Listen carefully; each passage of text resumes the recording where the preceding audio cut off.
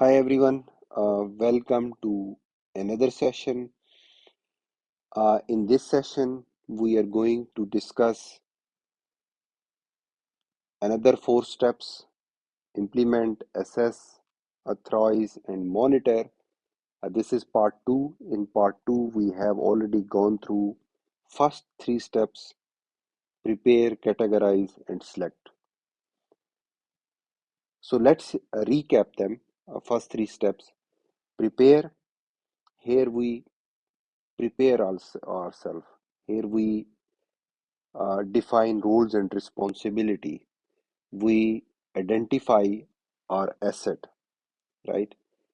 And then based on preparation, we categorize them. Uh, if there is a system, we need to categorize it: high, moderate, low. So categorization is very important. Then the third step is select. We we select the security controls, right?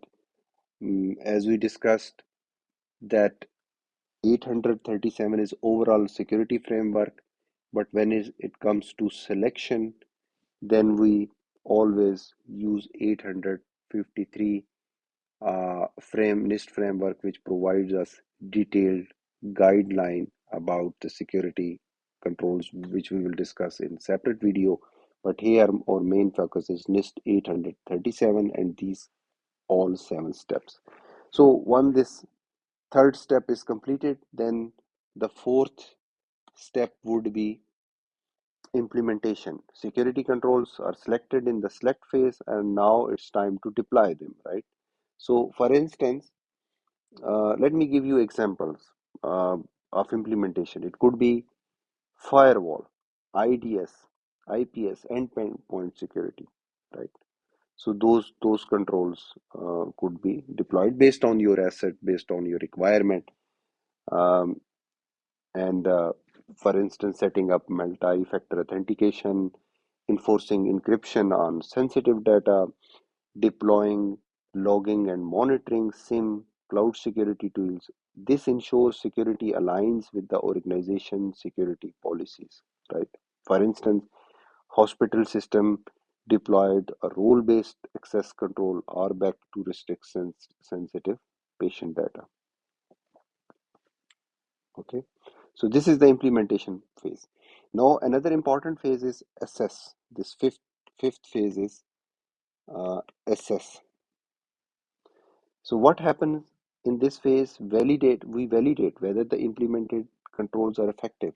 After implementing them, after deploying them, it's important to assess them whether uh, they are reaching to our expectation, or they are able to fulfill our requirements. So we need to assess them.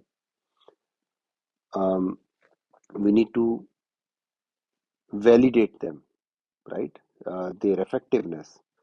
And for that, what we can do, we need to conduct security testing and vulnerability assessment, right? So vulnerability scanning, there are multiple tools out there which can be used. For example, NSS. So those tools can be used for vulnerability scanning, whether the security controls which we have implemented, whether they are vulnerable or not. So that is very important to check. Another testing could be done: penetration testing, simulated attacks, security audits, and compliance checks. Identify any gaps, misconfiguration, or vulnerability before going live, because this is a very critical step. If we do assessment properly before we put them in production, that will that is very important step, because if we deploy tools and they are vulnerable, then that could be a big security breach. So because our objective is to protect our asset, our system, uh, and if we want to protect our system, then we are not in this step, we should be very careful because if we implement security tools and they are vulnerable, that could lead to a security breach. And rather securing your uh, asset, you can uh, you can if you do not do due diligence, it could be a vulnerable and it could be a big security issue. So assessment step is very very important um, step. So for example, a bank conducts penetration testing to see if hackers can exploit vulnerabilities in online banking, right? So once this assessment test is completed, all due diligence has been done, vulnerability testing is completed, penetration is testing. So now we have outcome of of that test. So now the sixth step would be authorization. So authorization means approval, right? So in this phase, we need approval from senior officials, CISO, security officer, or risk manager, review the assessment report. So here we got assessment report, right? And that's assessment report we need to represent to our senior folks, right?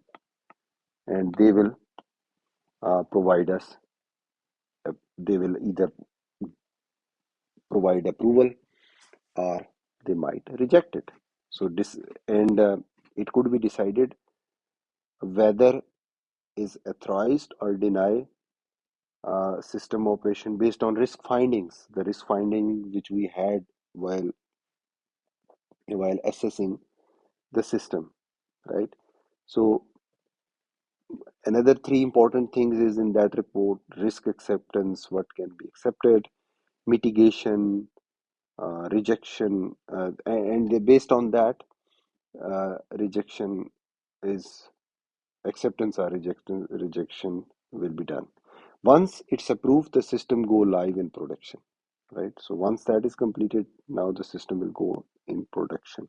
So now we are set to put our system in production with all uh, after deploying all those security controls, right? And obviously now we have an approval from the senior folks. For instance, government agency new cloud-based system must receive authority to operate before deployment. Obviously, every company, organization, government, they must receive authority to operate before deployment, right? Management approval is needed, as I said, and it is always based on formal risk assessment findings, the findings which we had. So now the last step is monitor. Very, very important. So after deploying, we need to monitor it. Security must be monitored continuously. It is a cycle. Okay. So we have multiple tools out there which can be used for monitoring purpose. For instance, SIM, very very famous tool which we use it for monitoring purpose.